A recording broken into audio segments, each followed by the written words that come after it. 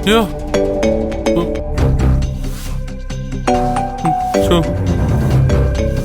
വൈഫല്ലേ? എന്റെ ദേവിയെ വിളിക്കുന്ന ദേവി. ഏതാ ഞാൻ എടുക്കാം. ഇപ്പൊ സംസാരിച്ച് ശരിയാവില്ല. സാരമില്ല ഇസബല്ല എന്റെ രീതിക്ക് ഡീൽ ചെയ്തോളൂ. ഹലോ. അയ്യോ ആരാ? എന്റെ ശബ്ദം കേട്ടിട്ട് മനസ്സിലായില്ല? ഇസബല്ല.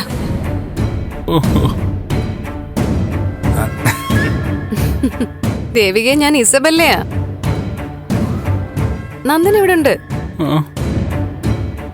നന്ദനൊന്ന് ഫോൺ കൊടുക്ക്. ഓ, നന്ദനെ കാണാതിരിക്കാൻ പറ്റില്ലല്ലേ?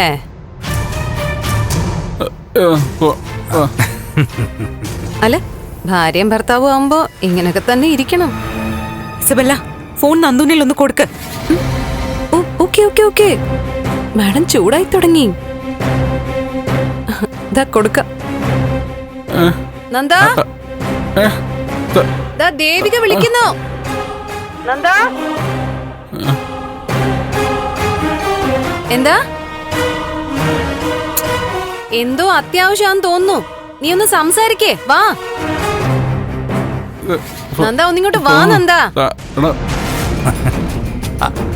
ഫോൺ തരാൻ പറയടാ.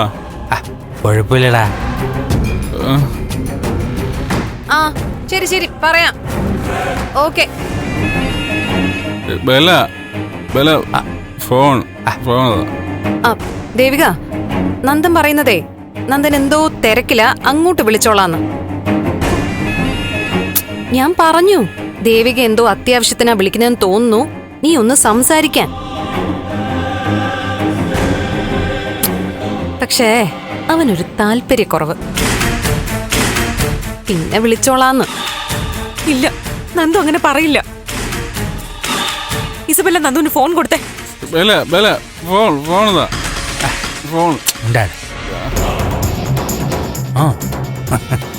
ഞാൻ പറയുന്ന വിശ്വാസം ആവുന്നില്ലേ ദേവിക? ദേവിക ധൈര്യമായിട്ടിരിക്കേ. അവനിപ്പോ ഞങ്ങൾക്കൊപ്പം ഉണ്ട്. ഞാനേ ഫോൺ കട്ട് ചെയ്യണേ, ഞങ്ങൾക്ക് കുറച്ച് തിരക്കുണ്ട്. ഓക്കെ. അപ്പൊ അക്കാര്യം സോൾവ് ആയില്ലേ?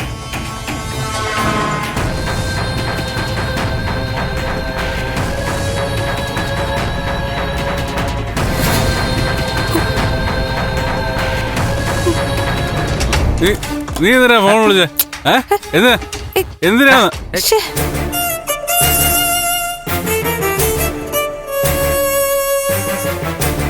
നന്ദ,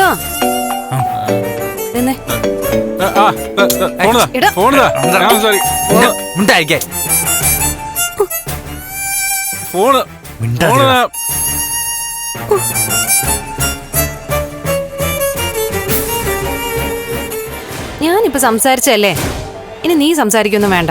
അത് കുഴപ്പമാവും. ഇത് ശരിയല്ല, ഇത് ശരിയല്ല. എന്റെ ഭാര്യയുടെ ഫോൺ മറ്റൊരാൾ അറ്റൻഡ് ചെയ്തത് തെറ്റാണ്. പിന്നെ ഈ രീതിയിൽ സംസാരിച്ചത് അതിലും വലിയ തെറ്റാ. എടാ, നീ നല്ല ഫിറ്റ് അല്ലേ? നാക്കും കുഴയുന്നുണ്ട്. നിന്റെ കണ്ടീഷൻ മോശമായണ്ടല്ലേ ഞാൻ ഫോൺ എടുത്തേ.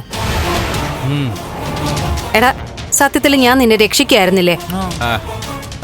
എന്നാലും നീ പറഞ്ഞത് ശരിയായില്ല. നീ ചുമ്മാ അവിടെ നന്ദ. ഇല്ല, അവളുടെ മനസ്സ് എന്തുമാത്രം വേദനിച്ച് കാണും. പാവം പാവം എന്റെ ദേവി. ഞാൻ പറഞ്ഞില്ലേ, അവളെ പോലെ അപൂർവം പെണ്ണുങ്ങളെ ഞാൻ കണ്ടിട്ടുള്ളൂ. അത്രയും സത്യസന്ധയായ അവളെ കൊണ്ടാ ഞാൻ വലിയൊരു തെറ്റ് ചെയ്യിപ്പിച്ചത്.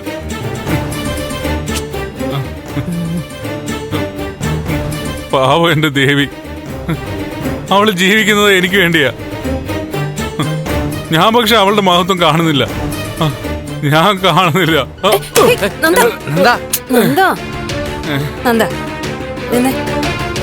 എന്നാ ഞാനൊരു കാര്യം ചോദിക്കട്ടെ? എന്താ? ദേ ദേവിക നന്ദന്റെ ജീവിതത്തിലോട്ട് വന്നില്ലായിരുന്നു എന്ന് വിചാരിക്ക. എങ്കിൽ ഞാനായിരിക്കില്ലേ നന്ദന്റെ കൂടെ ഉണ്ടാവുക? ഏ? ആ ചോദ്യത്തിന് അർത്ഥമില്ല. കാരണം ദേവി എന്റെ ജീവിതത്തിൽ ഉണ്ടാവാതിരിക്കില്ല. ആ എനിക്ക് ദേവിയും ദേവിക്ക് ഞാനും, അതങ്ങനെയാ. ആ ആ അല്ല, ഇനി അഥവാ ദേവിക നന്ദന്റെ ജീവിതത്തിലോട്ട് വന്നില്ലായിരുന്നെങ്കിലോ? അങ്ങനെ സംഭവിക്കില്ലെന്ന് പറഞ്ഞില്ലേ? ദൈവം എനിക്ക് വേണ്ടി അവളെ സൃഷ്ടിച്ചത്. എടാ ആയിക്കോട്ടെ, നീ അവിടെ നിന്ന് ഇരുന്നേ. റോങ്ങാ. ആ ഇവിടുത്തെ സംസാരം മൊത്തം റോങ്ങാ. എന്താ ഇനി ഈ രീതിയിൽ സംസാരിച്ചാ എനിക്ക് കൺട്രോൾ കിട്ടുമോ? ഞാൻ പോവാ. ഞാൻ പോവാ. നീ വിറ്റ നിന്നെ ഞാൻ കൊണ്ടുവന്ന് ആക്കാം. വേണ്ട, വിറ. എന്നെ ആരും സഹായിക്കണ്ട. ദേവിയോട് അങ്ങനെ സംസാരിച്ചത് ശരിയായില്ല. നന്ദ നന്ദ, നിന്നോട് ഞാൻ ഇരിക്കാൻ പറഞ്ഞല്ലേ? ഞാൻ പോവാൻ പോവാന്ന് പറഞ്ഞില്ലേ? വിറ.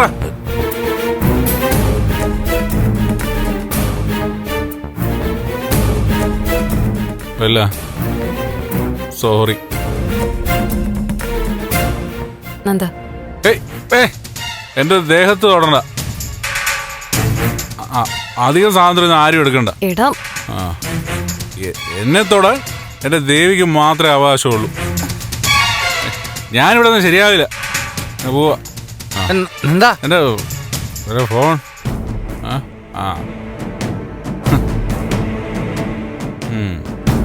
പോടെ. നന്ദാടാ,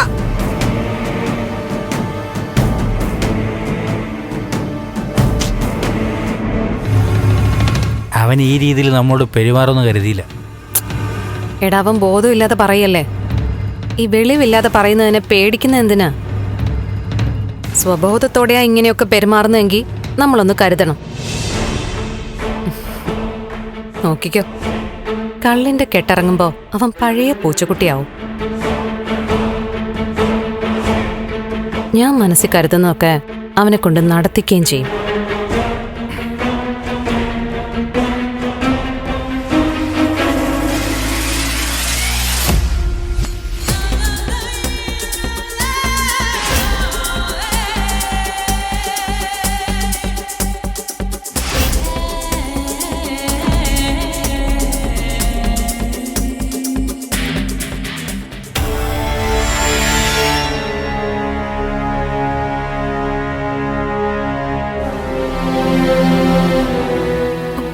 അച്ഛാ,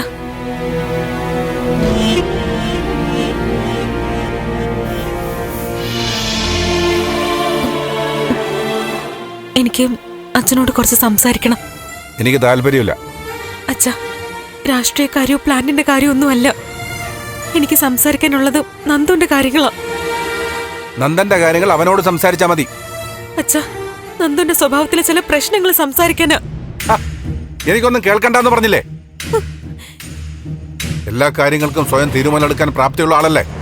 ഭർത്താവിന്റെ പ്രശ്നങ്ങളും അങ്ങനെ അങ്ങ് തീർത്താ മതി.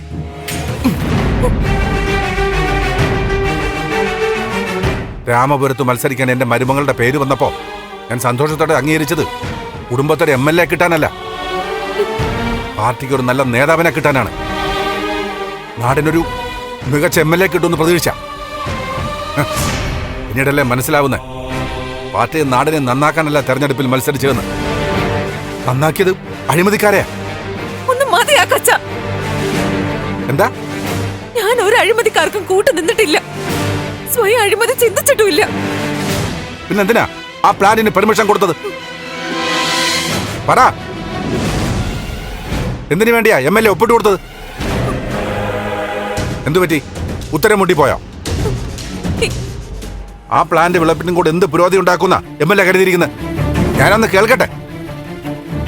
ഞാൻ പണം വാങ്ങി ശുപാർശ ചെയ്തതാണോ അച്ഛൻ കരുതുന്നേ? പണം വാങ്ങിയാലേ അഴിമതിക്കാരാവുന്നൊന്നുമില്ല. വഴിവിട്ടൊരാളെ സഹായിക്കുന്നതും അഴിമതി തന്നെയാ. ഒഴിഞ്ഞുമാറാൻ MLAക്ക് ഒരുപാട് ന്യായങ്ങൾ കാണും. പാർട്ടി അംഗീകരിച്ചതാണ്, മന്ത്രി ശുപാർശ ചെയ്തു, ബന്ധപ്പെട്ട വകുപ്പുകൾ കൺസെന്റ് കൊടുത്തു. പക്ഷേ ധാർമ്മികത എന്നൊന്നുണ്ടോ? അതിന്റെ മുന്നിൽ ജനപ്രതിനിധിക്ക് ഒരു ന്യായീകരണവും വില പോവില്ല. സ്വന്തം മനസാക്ഷിക്ക് ഉത്തരം കൊടുക്കാൻ ഇനി MLAക്ക് പറ്റില്ല. അധികാരത്തിലെത്തിയ പലരും പല വാഗ്ദാനങ്ങളും ചെയ്യും. ചെയ്യാൻ പറ്റാത്തതിനെ പ്രോത്സാഹിപ്പിക്കും. അതിലൊന്നും പെട്ടുപോകാതിരിക്കണമെങ്കിൽ തെരഞ്ഞെടുത്ത നാട്ടുകാരോടും നാടിനോടും കൂറുണ്ടാവണം. എന്താ ഇവിടെ എന്താ സിദ്ധു? എന്താണെന്ന് മരുമോളോട് ചോദിക്കും. തീരുമാനങ്ങളൊക്കെ നടപ്പിലാക്കുന്ന ഇവളല്ലേ?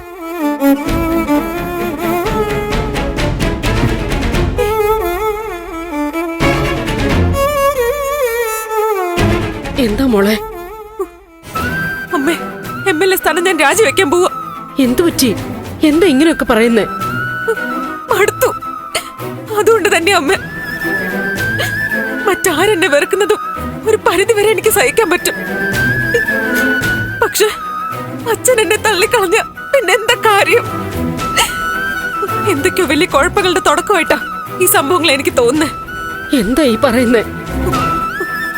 ഒട്ടും പ്രതീക്ഷിക്കാത്ത പലതും എന്റെ ജീവിതത്തിൽ സംഭവിക്കാൻ പോവാ.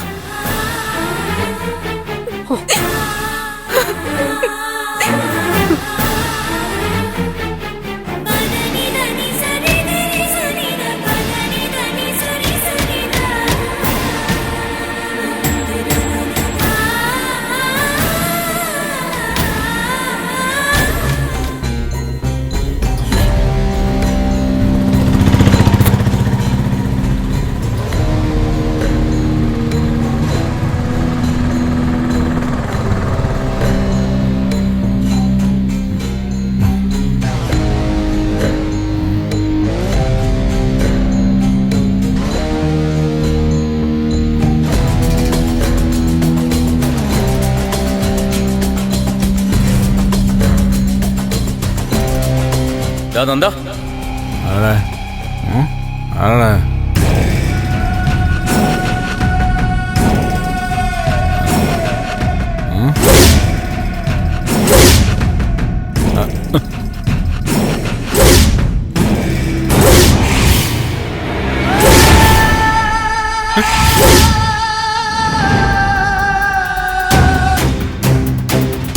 എന്താടാ നോക്കുന്നേ?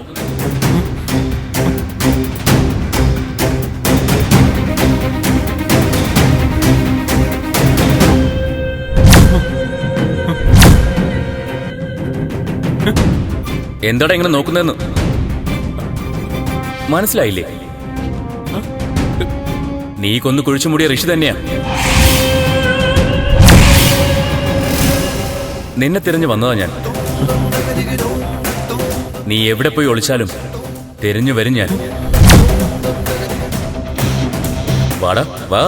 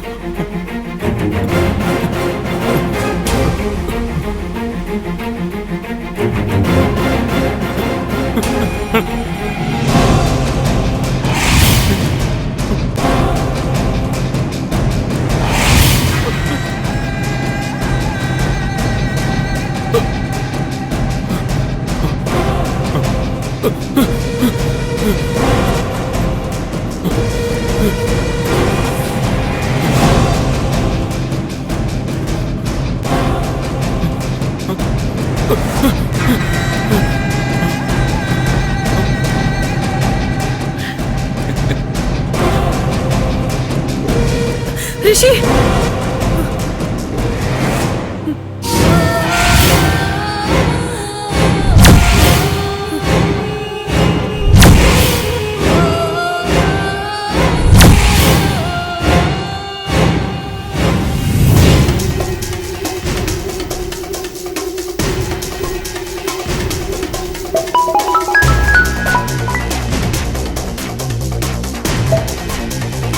ഹലോ മാഡം, എന്താ മാഡം ഈ നേരത്ത്? സിപ്പി, എന്റെ ഋഷിക്ക് എന്തോ പറ്റിയിട്ടുണ്ട്. മാഡം, ഞാൻ അവനിപ്പോ സ്വപ്നം കണ്ടു. എനിക്ക് വല്ലാണ്ട് പേടിയാവുന്നു സിപ്പി. മാഡം മോനെ തന്നെ ആലോചിച്ച് കിടക്കുന്നുണ്ടാവാം ഇങ്ങനെയൊക്കെ തോന്നുന്നത്. ഞാൻ പിന്നെ വേറെ എന്താലോചിക്കാനാ? എനിക്ക് അവനല്ലാതെ പിന്നെ വേറെ ആരാ ഉള്ളെ? ഈ കഷ്ടപ്പെട്ടതും പ്രതികാരം ചെയ്യാൻ ഇറങ്ങി തിരിച്ചതൊക്കെ എല്ലാം അവന് വേണ്ടിട്ടല്ലേ? ഒരിക്കലും എന്നോട് പറയാതെ ഇത്രയും ദിവസം അവൻ എങ്ങോട്ട് മാറി നിൽക്കില്ല സിപ്പി. അവനെന്തോ സംഭവിച്ചു. മാഡം പ്ലീസ് വെറുതെ ടെൻഷൻ ആവാതിരിക്കൂ. ഋഷിയുടെ കാര്യത്തിൽ ഒരു നല്ല വാർത്ത നമ്മളെ തേടിയെത്തും.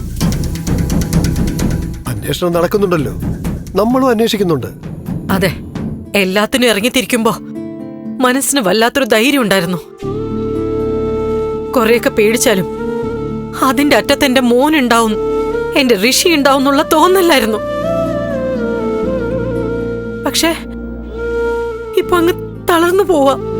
മാഡം വെറുതെ ടെൻഷൻ ആവണ്ട, ഞാനിപ്പോ അങ്ങോട്ട് വരാം. ഏയ് വേണ്ട, നാളെ രാവിലെ വന്നാ മതി. പെട്ടെന്ന് മനസ്സിന്റെ നിയന്ത്രണം വിട്ടപ്പോ ആരോടെങ്കിലും ഒന്ന് സംസാരിക്കണം തോന്നി. മാഡം, ഞാനിതുവരെ കണ്ടതിൽ വെച്ച് ഏറ്റവും ചങ്കൂറ്റത്തോടെ കാര്യങ്ങൾ നേരിടുന്ന ഒരാളാണ് മാഡം. മാഡം ഇങ്ങനെ... ഞാനൊരു അമ്മയല്ലേ സിപ്പി.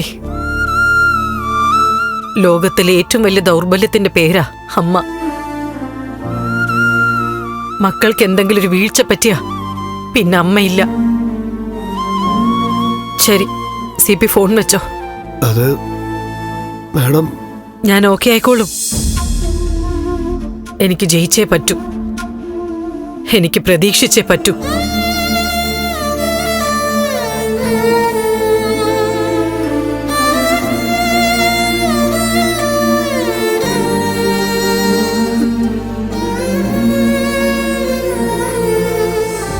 മാലിന്യ പ്ലാനിനെതിരെ KDF വലിയ സമരമൊക്കെ പ്ലാൻ ചെയ്തെന്നാ കേട്ടത്. ഗിരീഷ് മാഷ് നിരാഹാരം കിടക്കാൻ പോകണമെന്നും പറയുന്നു. അതൊന്നും നടക്കുമെന്ന് തോന്നില്ല. MLA ബന്ധുവല്ലേ ആ മാഷ്? സുഖു, അവിടെ ഒരുത്തൻ അനക്കില്ലാതെ കിടക്കുന്നു. എവിടെ? ആര്? നമ്മുടെ പാപ്പച്ചന്റെ പറമ്പില്ലേ? ആളാരാണെന്ന് അറിയില്ല, പട എന്നാ തോന്നുന്നത്. വാ നോക്കാം, വേഗം വാ. ദാ കിടക്കുന്നു.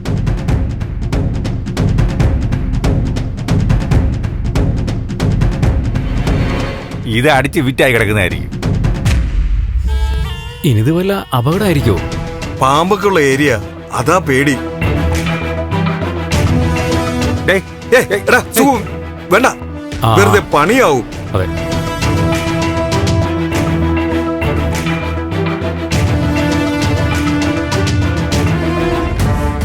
എടാ, ഇത് നമ്മുടെ സിദ്ധാർത്ഥൻ സാറിന്റെ മകനല്ലേ? ഇപ്പോഴത്തെ MLA ഭർത്താവ്, ദേവിക മേഡത്തിന്റെ. കൈവിട്ട കേസാണല്ലോ. തീർന്നെന്നാ തോന്നുന്നേ. സാറിന്റെ നമ്പർ എന്റെ കയ്യിലുണ്ട്, ഞാനൊന്ന് വിളിച്ചു നോക്കാം. ഈ കുരിശൊക്കെ ഇവിടെ തന്നെ വന്ന് കിടന്നല്ലോ.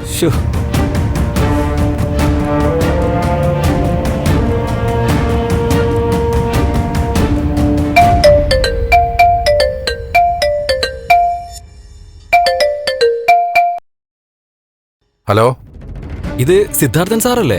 അതെ സാറേ, സാറിനെ അറിയുന്ന ആളാ വിളിക്കുന്നത്. എന്താ കാര്യം? സാറിന്റെ മോനിവിടെ ബോധം കെട്ട് കിടക്കുക. മദ്യപിച്ചിട്ട് വീണു പോയതാണോ അതോ വല്ല അപകടം പറ്റിയാണോന്ന് അറിയില്ല. പരിക്കുകളൊന്നും കാണുന്നില്ല. സാറൊന്ന് പെട്ടെന്ന് വാ. താനെന്താ ഈ പറയുന്നത്? ഇതെവിടെയായിട്ടാ? പരുത്തിപ്പാറ അമ്പലത്തിന്റെ ബാക്ക് സൈഡിലാ, പൂങ്കുളത്തെ പാപ്പച്ചന്റെ പറമ്പിലാ. സാറത്ത് പെട്ടെന്ന് വരുമോ? ഓക്കെ, ഞാനിപ്പോ തന്നെ വരാം. Okay sir.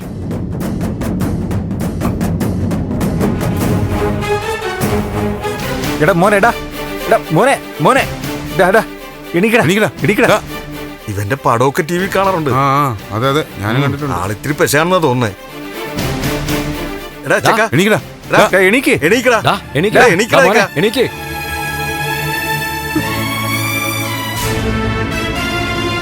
പ്രഭാ, ഞാൻ അത്യാവശ്യമായിട്ട് സ്ഥലം വരെ പോവാ. ഒരു ഫോൺ വന്നു. എന്ത് ഫോൺ? സിദ്ധു എന്താ വല്ലാതിരിക്കുന്നത്? എന്താ കാര്യം സിദ്ധു? നന്ദനെന്തോ അപകടം പറ്റിയെന്ന്. ഈശ്വരാ, സിദ്ധു പേടിക്കണ്ട, വേറെ കുഴപ്പമൊന്നുമില്ല.